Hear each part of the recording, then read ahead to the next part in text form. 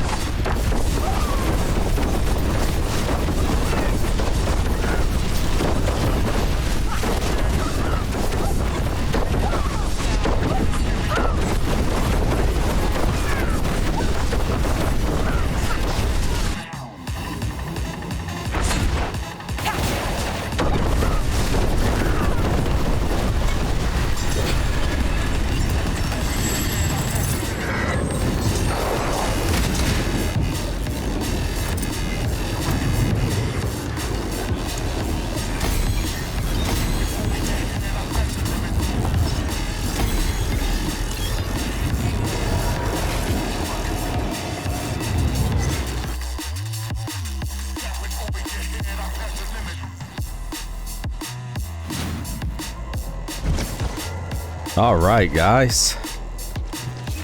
I actually did one thing wrong on that. I'll tell you what it is here. Let the music run out. So, of course, this is the finalized version of the Rogue that I have done. You can see here, music should be turned off. There we go. I did do one thing wrong. I actually had this set up for the higher pits where I had Beast in the Ice. So first things first, I'll just show you the boss powers, by the way.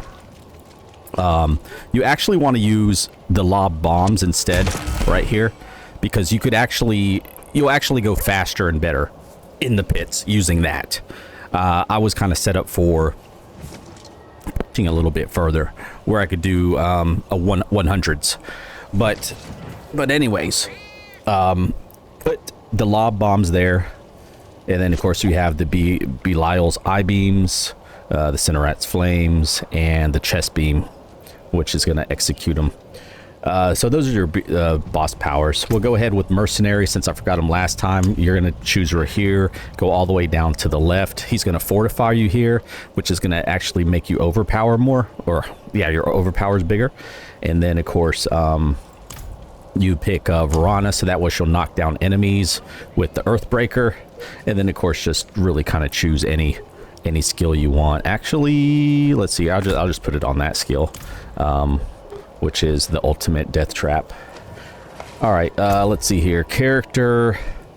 The planner is in the description. So the planner is the way you want to go. This is just what I was able to actually put together. I finally put everything plus 12. So of course you have the Harley. It's nice to have a maximum resource hit twice, or if you have a GA, just hit it once. Cooldown reduction, I hit twice on that. That was pretty nice. Scoundrel's Leather. Make sure that you try to hit the trap stuff, not any of the movement speed or the damage reduction. So trapped enemies or trap damage is completely fine. If you just try to let it hit the first time. And then this one, it hits core skills twice, overpower once. So core skills is really what you need on tricksters, on the gloves. So that's not a unique. Unique Eyes in the Dark. You really kind of want this on Aftermath and Ultimate Damage. Well, I'm sorry. Aftermath and Maximum Life is really what you kind of want on this one. I'm going to redo this one later, but as far as right now, I'm leaving it as is. Then the unique boots, you want to hit maximum resource twice. It's good to have a GA here as well. And then of course the other one, it doesn't really matter which one it goes on to. And then for your weapon, you're going to want to use a bow, not a crossbow. Make sure you use a bow. You're going to want Dex Max Overpower. And as you can see, oh, the tempers, I'm sorry. Yeah, the tempers on this one is Overpower Damage and Death Trap.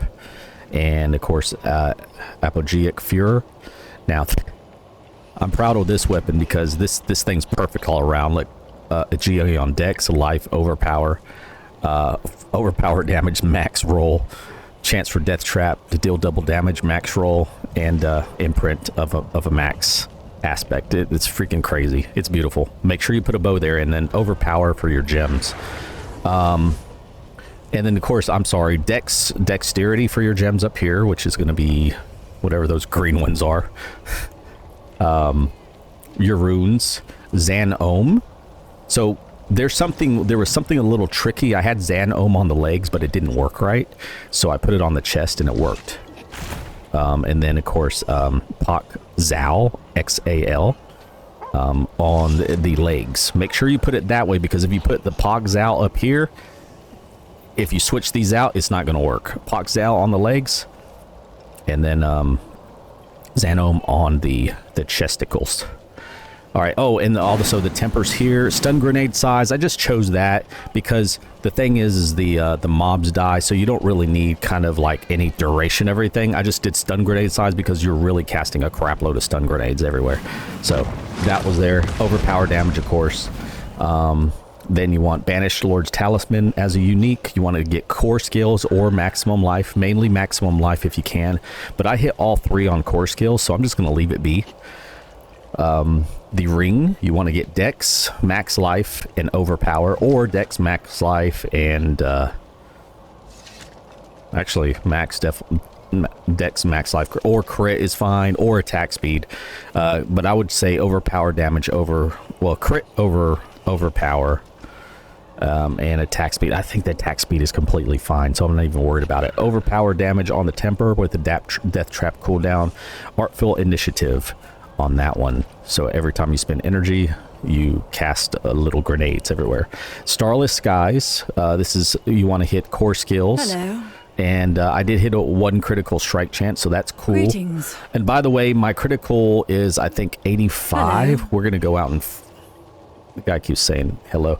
I think my core skills, well, I'm sorry, my crit skills are 85-ish. I think you kind of want to go for 100 crit strike chance if you can, so that's where I would say you probably want to do crit on this instead of overpower. I actually might re-roll that, so that way you're just critting 100% of the time.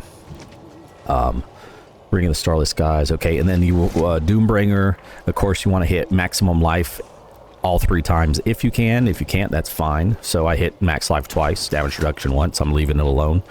And then the last thing, opportunists as the aspect. Enter or break stealth, which of course this is going to give you stealth, the concealment. So every time you do that one, you're going to heal your, I have things that are going to heal you, drop clusters. You want dexterity, maximum life, and overpower. Really simple. Chance for Death Trap to deal double damage, and overpower damage on the Temper. You want to try to hit max life if you can. So those are the skills. Specialization is a Preparation H as well. So make sure you choose Preparation H, get it in there really good. Your Paragon tree is going to be short and sweet and simple. So I made a few adjustments on the Paragon tree. And by the way, as you'll see, the planner is spec'd out to over here to get these, because you want to get more max life, more max life, more max life, right? So I'm going to go straight here, there, and there. Once I get 3, 4, 5 more levels on this character, she'll be completely done. But of course your glyphs you're going to want is explosive on your first one. That's going to increase your stun grenade stuff. Look at over 1,000 is crazy. But anyways, first board you're going to want explosive. Second board is going to be deadly ambush, and you're going to want to put ambush on there. So deadly ambush, and then put ambush on it. and increased trap damage again. Third, you're going to go with no witnesses and go ahead and put on Headhunter, which is just going to give you an extra damage to elites. Now, I did have, I changed this from Turf. No, not Turf. I changed it from Snare to Headhunter because the increased damage to elites that you get out of it is worth more, because killing little enemies is easy to do. They like die just by looking at them, but elites are a little bit longer. So this increased elites was able to that was able to get me to hit 100 on this character. So that was pretty cool. And then your next board, your fourth board, you're going to choose Dance Macabre and put in versatility. It's huge. Now, a lot of people do put versatility on the first board, but the problem is if you put it on the first board, you miss out on damage to healthy enemies, and you miss out on one other thing. I forgot what it is, but it's almost about the same, but I think it's better here because damage to healthy enemies, as soon as you hit them for 100% more damage. Bam, right up front. So that's why I have versatility back here. As you can see, the top says damage to healthy enemies. If you actually put it here instead, see how it says just damage, intelligence, damage to elites. Whereas if you put it over here, you get damage to elites, but damage to healthy enemies as well. So that's a big thing. Let's put that explosive back. That's why I put it there. And then the final one, you're gonna go with Eldritch, with the imbued. That's the imbued stuff, and non-physical with Canny on the very last board. So that is it. I wanted to show you some key points. You want to try to at least get on your death trap. You want to be under your cooldown. You must get this under, because I'm at the 275 version, right? 275 version. I finally got it, which is energy, and cooldown must be under 15 seconds. So that's a thing. I switched out shrapnel with Dark Shroud because shrapnel only gives you a 10% to crit, or 10 to crit when you toss it down, whereas this one give you 10% critical strike all the time. You'll see here. So let me also, when you go in to places, you want to power up your stacks to 10 right here, momentum stacks. So just do that really quick. Now see, once you do that, I have energy of 275. I'm actually past 275. And when you're killing stuff, you don't have to really run. You could just stand in one place and just do this. In the pits, or not the pits, in the horde and stuff, you can just sit there like this with one button. So just do death trap. Look how many, we have a rank of 25 death traps. It's crazy. That's all you really have to do. You don't have to do anything else. If something gets hard, or if you want to go fast, go ahead with your dash, so you can dash around. If something is hard to kill, then go ahead and cast all these other skills. You could actually just spam your fingers on these buttons while you're holding this down, like that. Or you could just spam them all and do this. And remember that Shroud, you only have to cast it on once, and it's always on you. Now the thing about this is the critical strike chance. Do I have to hit something? Yeah, see, my critical strike chance is 95, right? So I'm near 100 when I'm running around. So I don't think I'm going to increase that one. But that's it. And armor, you know, you're going to have 1,000. Don't really worry about your resistances. So a lot of people will think, oh, you need resist. No, you don't. You don't really need the armor either, but I like having 1,000 armor anyway. Resistances really doesn't matter as much, but you want to try to get your life up. So this is going to be the last key thing. So when we're hopping around doing things, our barrier, we have barrier and fortify. We have 70,000 between life and fortify right there. That is where we're getting all this extra damage. Oh, the last thing I'm sorry I didn't go over was the skills. So here's the abilities, the skill tree. It doesn't matter, just put 2 anywhere up here.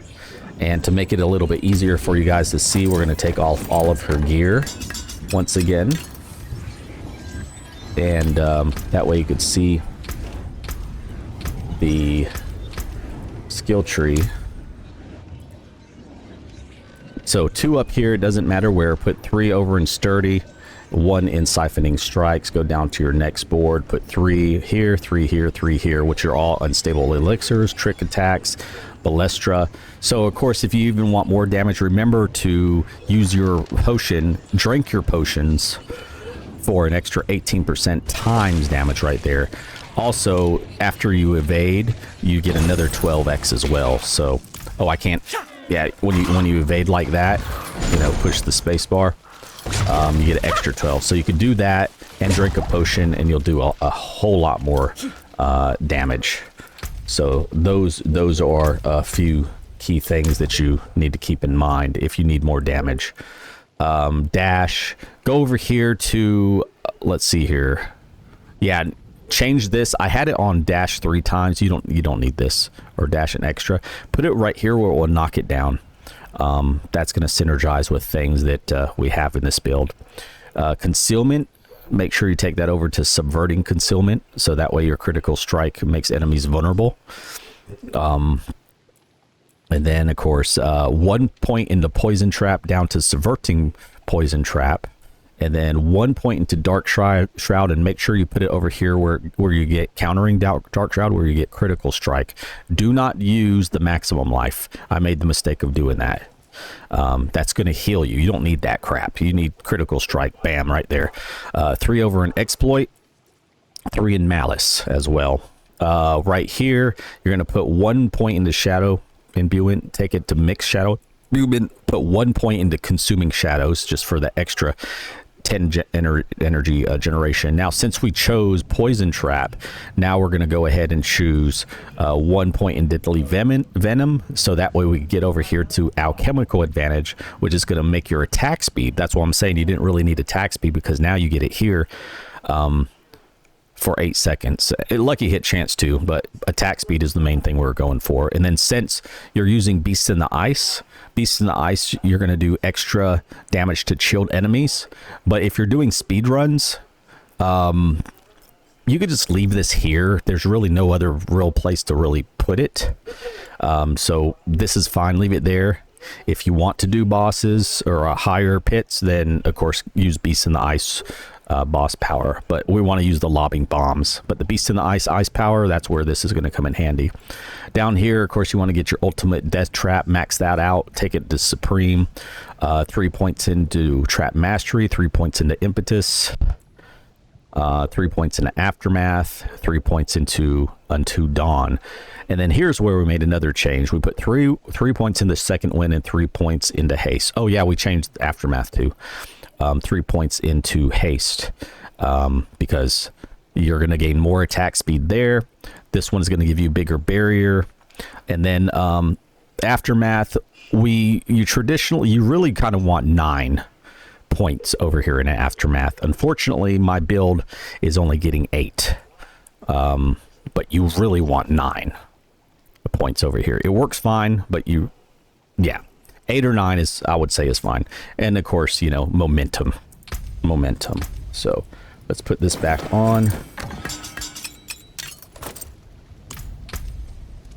And actually, I don't think it's going to change my momentum stacks. Is it going to show 9 or 8? It shows 8, yeah. So yeah, you really kind of want 9 here if you can. But 8 works fine. 7 works fine. But honestly, 8 or 9 is where I would say to go. Now this, as I said, we needed a little extra Paragon points, so I noted that you need 246. So I'm 40, that's 41, 42, 43, 44, 45, 46. Yeah, Paragon 246 will make this thing scream like crazy. But other than that, that is the build. Remember to check me live on Twitch and YouTube, both at YouTube at Tarbucket or Twitch at Tarbucket. I hope everybody has a great day. You guys, we'll see ya live. Take care now.